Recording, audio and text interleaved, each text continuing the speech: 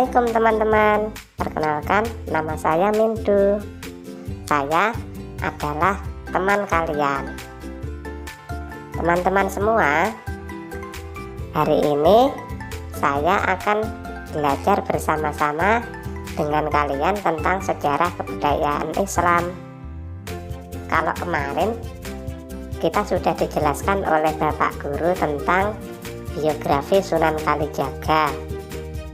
Nah, untuk hari ini kita akan belajar bersama tentang peran Sunan Kalijaga dalam mengembangkan Islam di Indonesia. Kalian sudah mengetahui biografi singkat dari Sunan Kalijaga kan? Nah, lalu bagaimana peran Sunan Kalijaga dalam mengembangkan Islam di Indonesia, khususnya di Pulau Jawa?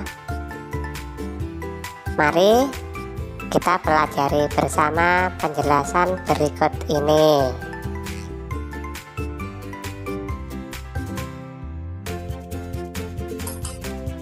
Di masa Majapahit, pertunjukan wayang berkaitan dengan kegiatan keagamaan Hindu-Buddha dan menjadi sarana komunikasi yang efektif dengan masyarakat.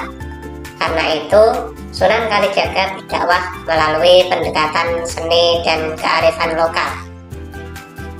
Dalam perkembangannya, Sunan Kalijaga dan anggota Wali Songo lainnya mereformasi seni pertunjukan wayang berdasarkan aturan yang disepakati bersama. Di antaranya, seni wayang perlu diteruskan dengan perubahan-perubahan sesuai zaman. Bentuk wayang berupa arca-arca harus dirubah.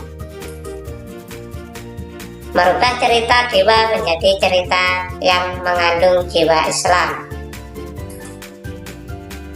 Cerita wayang berisi keimanan, ibadah, akhlak, dan sopan santun.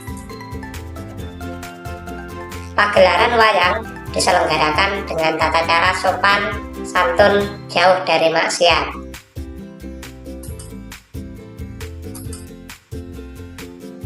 Salah satu contoh perubahan cerita yang diterapkan Wali Songo, misalnya cerita dewa-dewa yang menjadi tokoh sesembahan diubah menjadi susunan silsilah keturunan Nabi Adam dari jalur Nabi Sis. Begitu juga tokoh-tokoh yang diidolakan dalam ajaran Kapitayan seperti Semar, Petro, Nalogareng, dan Bagong dimunculkan sebagai punokawan yang mampu mengalahkan dewa-dewa Hindu. Sunan Kalijaga tampil dengan kepiawaiannya sebagai dalang, berkeliling ke berbagai daerah, menjadikan Islam berkembang dan meluas di Nusantara.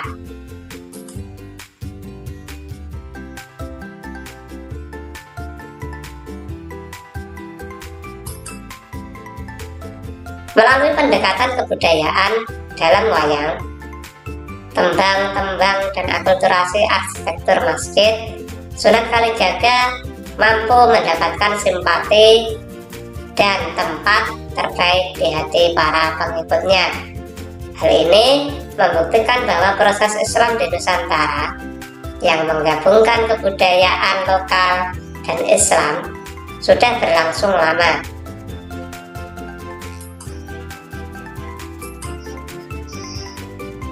Tembang atau puisi tradisional Jawa telah dijadikan media dakwah oleh Sunan Kalijaga.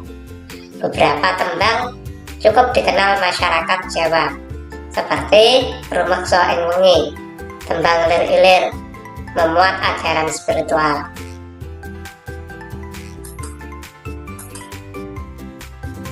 Dalam pembangunan Masjid Agung Demak, seiring berdirinya Kerajaan Demak tahun 1479 Masehi melibatkan para wali songo.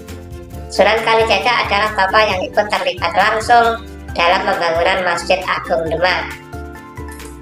Selain sebagai tempat ibadah, arsitektur Masjid Demak berupa atap tumpang berbentuk limas dan bersusun 3 merupakan akulturasi arsitektur Islam dan Hindu-Buddha sebagai kearifan lokal dalam mempertahankan kebudayaan Nusantara.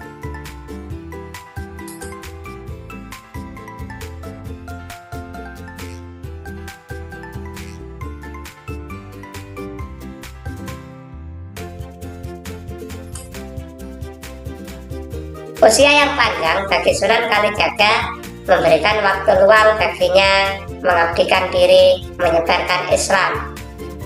Penyebaran Islam yang cukup meluas di tangan Sunan Kalijaga dan Wali Songo lainnya dikarenakan ketekunannya berkeliling dakwah dari satu daerah ke daerah lain dengan pendekatan seni budaya dan kebijaksanaannya menyampaikan ajaran Islam dengan cara santun, toleran, tanpa paksaan.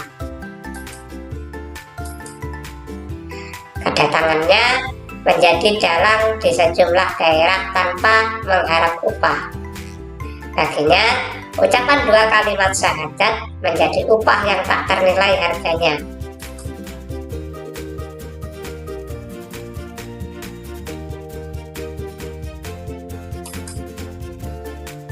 Berbagai peninggalan bersejarah seperti gubahan tembang, karya suluk, rancangan dan lakon wayang kulit, permainan tradisional, formasi alat-alat gamelan, rancangan alat-alat pertanian, dan sumbangsih terhadap ketatanegaraan yang baik merupakan sikap hidup bernilai positif untuk diteladani. Sosoknya yang menjadi pencipta atas perubahan-perubahan wayang, menuangkan ide-ide guna pengembangan Islam, patut menjadi contoh bagi Muslim Indonesia untuk terus berinovasi demi kemajuan umat manusia. Nah, gimana teman-teman? Menarik kan pelajaran hari ini? Terima kasih ya sudah menemani Mindu dalam belajar sejarah kebudayaan Islam. Sampai ketemu lagi. Assalamualaikum.